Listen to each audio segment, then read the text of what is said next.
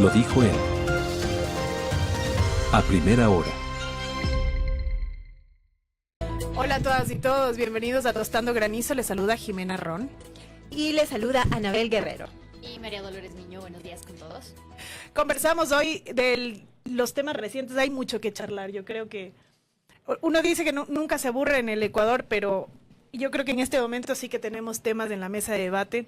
La suspensión de los artículos que dispuso la Corte Constitucional, de los artículos de las leyes de urgencia económica al presidente de la República, de la Ley de Integridad Pública, de la Ley de Inteligencia y de la Ley de Solidaridad, derivaron en una reacción inmediata del presidente de la República en generar, digamos, un post de X, porque yo diría que formal no es, una, digamos, información referente a una aparente consulta popular. Vamos a hablar un poco de eso, yo creo que también de la solicitud de la suspensión de los artículos y de la consulta popular, que creo que eso es necesario abordarlo desde este espacio en el que mujeres hablan de política. Así es, mi querida Jimé, mi querida Anabelita y a todos los que nos escuchan. Buenos días. Creo que el día de ayer nos despertamos porque fue súper tempranito el anuncio del presidente. 6 de la mañana. 6 de la mañana. Y yo esto ya de despertarme con el sobresalto a inicios de la semana es algo que ya me he acostumbrado y que creo que no está bien para el cortisol de nadie. Yo creo que hay que reflexionar dos cosas sobre esto que a mí me preocupaban y que yo les comentaba a ustedes el día de ayer. Lo primero es, no me explico, quisiera que alguien me explique, si alguien sabe, por favor explíqueme. ¿Cuál es la necesidad de llevarnos a una nueva consulta popular sobre preguntas que ya fueron planteadas? Porque en realidad, yo diría, el 90% de las preguntas que se están haciendo son cosas que ya se han preguntado, no una, a veces hasta dos, y esta sería la tercera vez que se pregunta. Hay otras cuestiones, por ejemplo, el tema de las bases militares o el tema de los partidos políticos, que ya se está tramitando por la vía que la Corte Constitucional ha establecido como la idónea, que es la reforma parcial en la Asamblea Nacional. Entonces, no entiendo para qué volverlo a preguntar. Y me pregunto además, si es que, digamos que en esta nueva consulta popular la ciudadanía decide, no queremos que se quiten los fondos a los partidos políticos, ¿qué pasa con el proceso que está ahora en la Asamblea Nacional?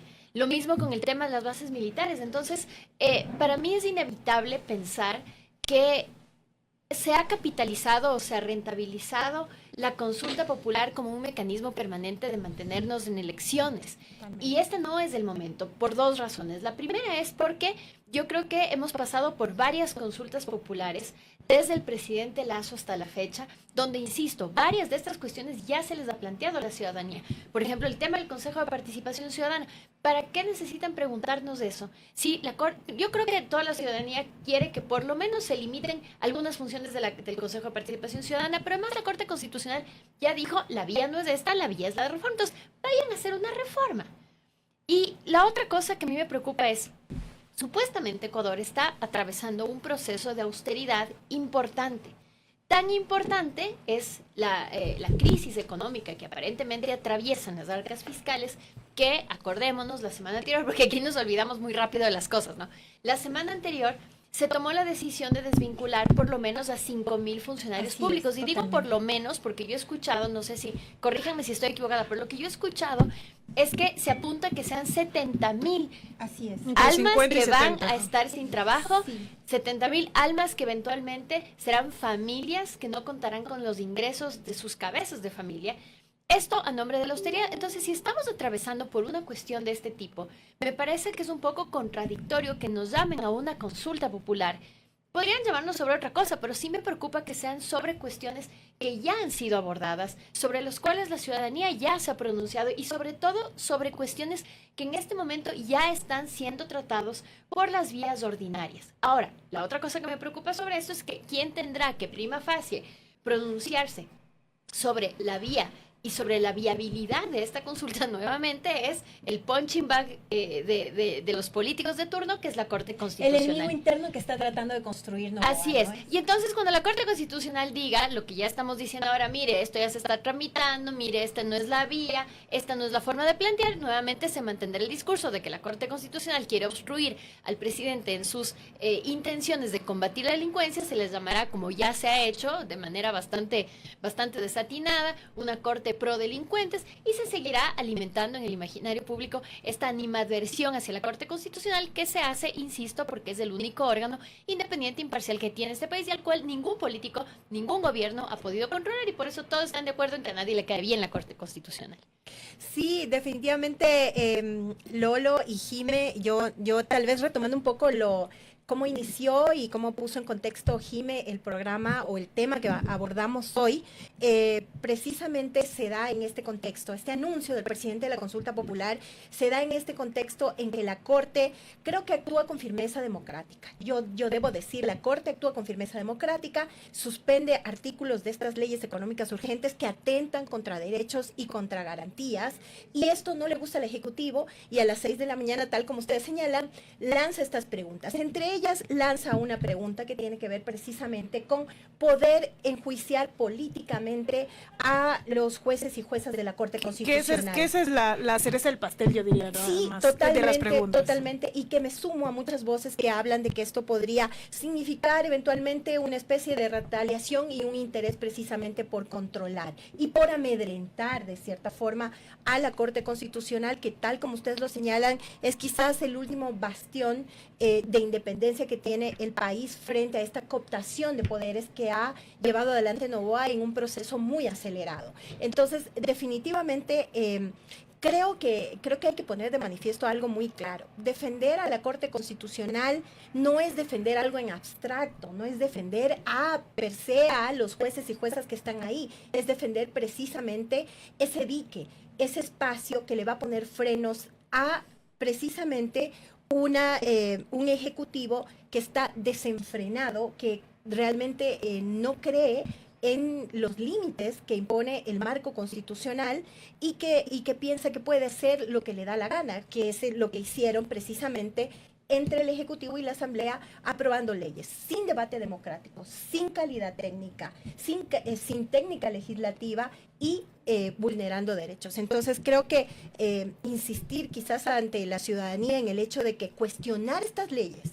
y defender la posición de la Corte, que está enmarcada precisamente en sus atribuciones, en la defensa de la supremacía constitucional, en la defensa de los derechos y en la defensa de todos y todos, no implica estar del lado de los grupos de delincuencia organizada, no implica eso. No somos buenos y malos, que no nos convenzan con ese falso discurso. O sea, definitivamente defender esta institucionalidad, defender a la Corte Constitucional, su accionar, porque además es adecuado, es correcto, no nos pone de ese otro lado. Yo quiero decir aquí algo que vengo pensando desde hace algún tiempo, y es que el gobierno tiene un muy buen manejo comunicacional, ¿no? El mejor manejo comunicacional, incluso considerando a las fuerzas opositoras. Para mí, Lolo y Anabel, este tweet, digamos, este post en X del presidente de la República no es más que una pieza más de ese gran manejo comunicacional, que es simplemente aplacar esta narrativa que podía venirse a partir de la suspensión de los artículos de las leyes de urgencia económica, porque noten ustedes que fue inmediatamente, ¿no? Entonces la Corte Constitucional nos nos notifica, digamos, con los autos de admisión y las suspensiones de los artículos, y horas después, digamos en la mañana, el presidente saca el tema de la consulta popular. No permitió que los medios de comunicación, que la ciudadanía, que quienes de alguna manera hacen opinión, profundicen en este tema de la suspensión de los artículos, y de los artículos que, si la Corte lo suspendió, es porque encontró que era verosímil, que había un riesgo inminente de vulneración, no que realmente contraríe la Constitución, porque la Corte Constitucional no ha determinado aún que es constitucional o no, pero sí que hay una inminencia de una posible contradicción con la norma constitucional. Ok, eso es lo que deberíamos estar discutiendo en este momento, Así para es, mí. totalmente. Sí, En y yo las creo redes que- sociales y en los medios de comunicación. Totalmente. Yo creo, ayer le escuchaba al asambleísta Esteban Torres, para quienes no saben, es un asambleísta del oficialismo, y él decía, este planteamiento es necesario porque hay que ponerle límites al poder de la Corte, y yo creo que este es un debate, digamos, académicamente plausible. No es descabellado, digamos, desde una perspectiva del derecho constitucional, del derecho político, hablar de quién controla al máximo órgano de control constitucional de un país. Me parece que es una discusión válida, que hay que tenerla. Lo que yo cuestiono profundamente es el cuándo y es el cómo. No escapa a la atención de nadie, y esto ha sido objeto de varias críticas del día de ayer por colegas nuestros, de que este anuncio viene en un momento bien conveniente. O sea, les están diciendo a los jueces, mira, yo te voy a hacer juicio político, porque con mayoría en la Asamblea y con la amplia aceptación que tiene el presidente, incluso en las últimas encuestas, es evidente que por donde se lo plantea eso va a pasar. Y lo dicen, y esto sale en un tuit, en un momento donde la Corte Constitucional está a punto de decidir sobre la constitucionalidad de 4 leyes que son como el estandarte del trabajo colaborativo entre el legislativo y el ejecutivo de este año. Entonces, es muy difícil pensar, más allá de que yo suscribo Claro, con que hay claro. que tener el debate académico de quién le pone los límites a las altas cortes, esto hay que tenerlo en algún otro momento, pero cuando se hace ahora, para mí es muy difícil no pensar que lo que se está tratando no es de plantear una discusión académica en pos de fortalecer la democracia, sino que al contrario lo que se pretende es generar temor en la única Intimidación. institución, insisto, que tiene no solamente prestigio a nivel local. Y miren que hace un momento estuvo aquí en una entrevista con Fabricio Vela, estuvo Juan Pablo Ortiz, que era una de las personas más cercanas y visibles del gobierno de Guillermo Lasso. Y yo felicito el talante democrático del doctor Ortiz, así como de muchas otras personas que pertenecían al lacismo, que yo creo que si alguien podría estar aplaudiendo esta propuesta sería la gente de Lazo, que finalmente ellos creen, o al menos sostienen, que gracias a la Corte Constitucional se habilitó el juicio político contra Lazo y tienen este resentimiento contra la Corte. Y ni siquiera ellos, y esto nuevamente demuestra talante democrático y yo lo felicito, están aplaudiendo esto, acaban de decir que es una locura y que es una barbaridad. Amiga, pero hay que ver el cuadro completo. Yo creo que a propósito de lo que dice Lolo, es el tema de que sí que se ve como una especie de intimidación a la Corte Constitucional, que viene desde antes de que la Corte emitiera los autos de admisión, ¿no? Porque recuerden ustedes que coordinadamente exactamente lanzaron toda una campaña de Comunicacional, desprestigio ajá. contra la Corte Constitucional, realmente además incluso llegando al punto de plantearse a algunos periodistas, que yo no sé ya si llamarles periodistas, decir hay que eliminar y borrar a la Corte Constitucional, o sea, llegando a ese extremo.